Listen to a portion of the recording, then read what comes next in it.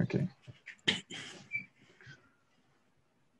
Okay, so today's topic is how can society fight stereotypes? So, in general, the ebook talked about how in society there's preconceived gender roles and preconceived thoughts on how people should act based upon their gender. So today we're just going to talk about and answer some questions a little bit about that. And the first question is, how can you help children and teenagers around you, be that relatives, friends, neighbors, understand the real role of our different genders? So in one of the articles in this ebook, it talks about how gender is really a social construct. So in reality, this is like gender is something or a social construct that society imposes on you since the bare moment you're born.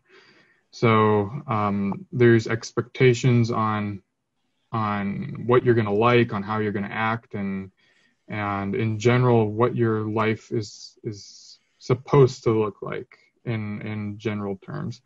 So for example, when people go, or when kids go to school, there's certain ways or certain categories that of activities that they can participate in, and in many cases it's like, girls or can't play a certain sport, for example, or boys have to be in wrestling teams or in basketball teams or whatever.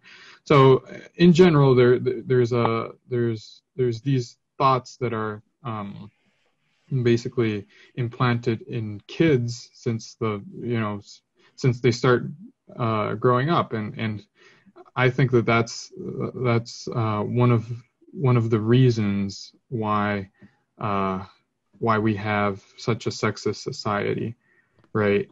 So in reality, people aren't born with these preconceived thoughts. It's just following what society dictates, right? So how can we help young people understand what gender means and how not to fall into a sexist society?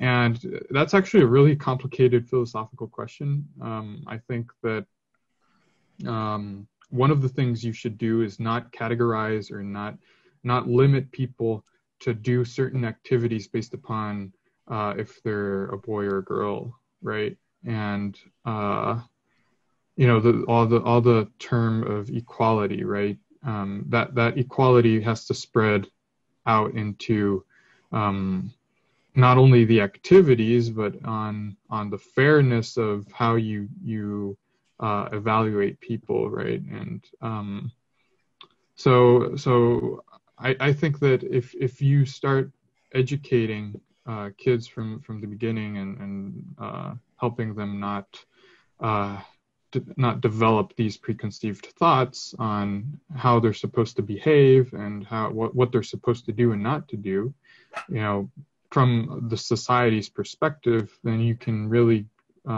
paint a picture to them on how gender really doesn't matter, right? In the sense of what you can and cannot do. So yeah, if you do that and help kids understand respect, then that's a good baseline to help them differentiate what the real role of gender really means, right? Which amounts to being like you can do anything despite what gender you are, right? So that brings us to our next question on how do children develop stereotypes about gender, and what has been the case of your generation. And Valeria is going to help us out with that.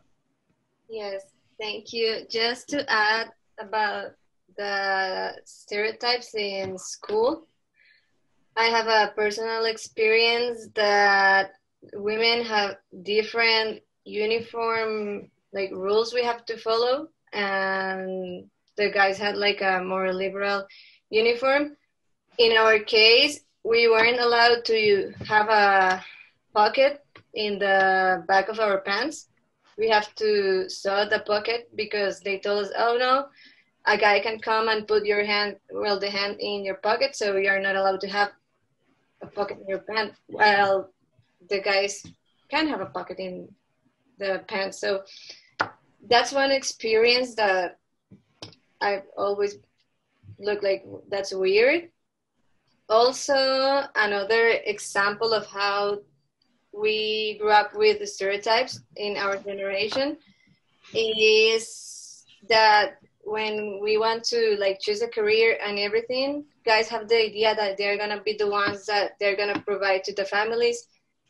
But we women have the idea that we are the ones who have to take care of the children, that we have to nurture them. So most of the time, women choose careers where they are able to stay in the house or they don't study. Another example is in Germany. The government is like one of the most sexist governments ever, that they have a special tax if the women have children and she wants to work. They put a task so expensive that most of the time the mother is like, well, it's cheaper for me to stay at home than work, because supposedly the woman has to stay home and it's the guy who has to work. Also, another example in our generation that develops stereotypes is Paco y Lola books, because in Paco y Lola, well, I don't know if Max read Paco y Lola, but the central idea of Paco y Lola is the mother cooks and the father reads the newspaper. So I think that having those type of books, it's not a proper way to educate children. And well, that's a lot of examples where children grew with the stereotypes. Also the gifts to children, cars to the boys, brooms to the girls, kitchen to the girls, dinosaurs to the boys. So yeah, I can go on and on. Right. But yeah, how do parents treat their baby boys and girls differently? It's the next question. Yeah. Well, the next question we have is, do parents treat their baby boys and girls differently? Explain and give examples. Well, in my opinion, I think that's a yes. Not in all families, but there's a great percentage where it is the case. For example, it's more common for boys to be complimented about like your intelligence or being creative or your creativity, while girls, they often get complimented about the way they look, or you look pretty, or you look so cute when they are at a very early young age. So the other day I was reading like a kind of research about this, and it says that because of this, girls tend to lack on these things, or their intelligence, or they're confident about what they can do. Also, if we see the other way, parents used to or tend to treat their baby girls like more softly, like giving more attention and love and in a physical way, while kids or boys, they're thought to be like, you got to be strong, you cannot cry, and all this stuff. That's basically what Valeria said in the last question. So there is a lot of examples on why parents treat different and what we can say is like what Max said is we need to change the way we teach the children and teenagers that there should not be a difference. They should be whatever they want. They can act in the way they really want, and do not put stereotypes and do not put them on a box just to expect them to act in a certain way. But I feel like that's the reason. I don't know if you have like any other example you want to give or talk about. Yeah, I think an important aspect of this is to actually call out when you're a victim of this, and also when you're a standbyer, or you're a witness of a situation like this. I think if you call it out and you say, hey, no, that's actually not right, then we can little by little help build a society where there's less sexism and less gender inequality. Also, I wanted to say something that Valeria mentioned about career-wise. Like that's totally right, and we see it, very clearly at tech. In general, careers related to STEM aren't very popular in women population, right? And why is that? Like what, is there a something that determines whether a girl likes or not science? And I think a big factor that affects that is how they're raised in the environment they're raised in.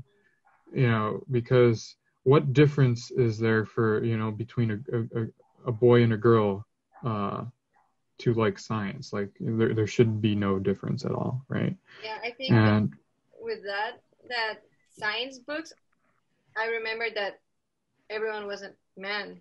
Like only Marie Curie was a girl. So right. You have the idea that all the smart guys in science, and there's no a smart girl. So you grew up. Yeah, they're all men. Yeah.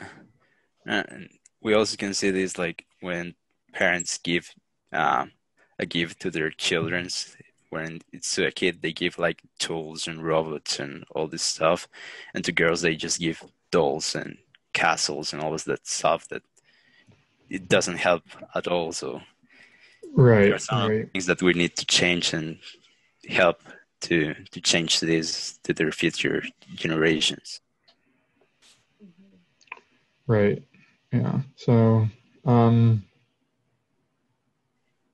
yeah, I think on my behalf that'd be it. Yeah, mine too. Okay, thanks guys. I guess we'll end it here. Thank you.